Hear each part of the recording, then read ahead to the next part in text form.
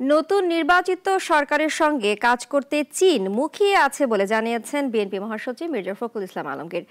এদিকে পিআর বিতর্ক নিয়ে স্থায়ী কমিটির সদস্য মঈন খান বলেছেন, সংকট সমাধানে জাতীয় ঐক্য আর আন্তর্জাতিক সংলাপ প্রয়োজন। বিস্তারিত জানাচ্ছেন মুনিয়া জুথি।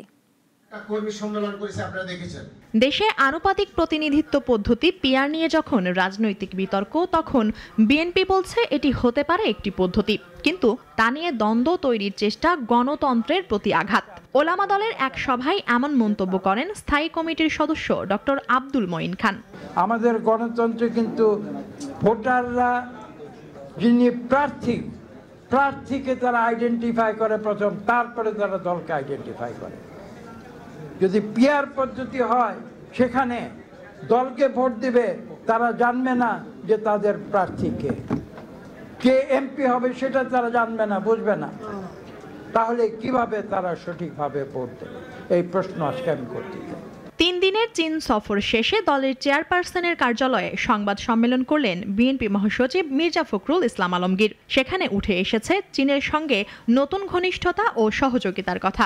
চীনের কমিউনিস্ট পার্টির পলিটিক্যাল ব্যুরো সদস্য, ন্যাশনাল পিপলস কংগ্রেসের স্থায়ী কমিটির ভাইস চেয়ারম্যান লি হংসং এর সাথে গ্রেট হল অফ পিপলে অনুষ্ঠিত দ্বিপাক্ষিক সভায়, যেখানে তার সাথে আরো উপস্থিত ছিলেন কমিটির গুরুত্বপূর্ণ নেতৃবৃন্দ। এ সময় আমাদের দ্ব্যর্থহীনভাবে এক চীন নীতির প্রতি আমাদের দলীয় অবস্থান আমরা অত্যন্ত দৃঢ়ভাবে উচ্চারণ করেছি।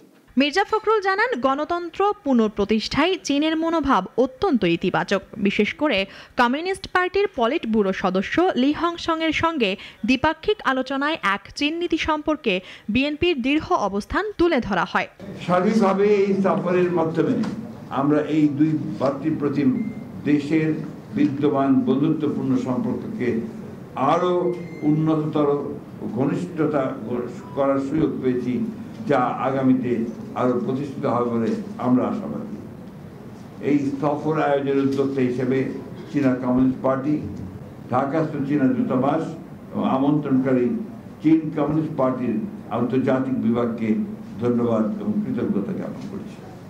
সেই সঙ্গে আমি ব্যক্তিগতভাবে আমার সফর সঙ্গে যারা ছিলেন তাদের সার্বিক সহযোগিতা এবং তাদের যোগ্য যে অংশগ্রহণ এই সফরকে আরো সমৃদ্ধ করেছে বলে আমি বিশ্বাস করি। বিএনপি মহাসচিব জানান, রোহিঙ্গা সমস্যা নিয়ে চীনের ভূমিকা বৃদ্ধিরও আহ্বান জানানো হয়। দ্বিতীয় দিন পররাষ্ট্র মন্ত্রণালয়ের উপদেষ্টা সুং ওয়েডং এর সঙ্গে আলোচনায় অবকাঠামো, পরিবেশ, বিনিয়োগ, আন্তর্জাতিক যোগাযোগ সংক্রান্ত বিষয় উঠে আসে। মুনিয়া জুথি, নাগরিক, ঢাকা।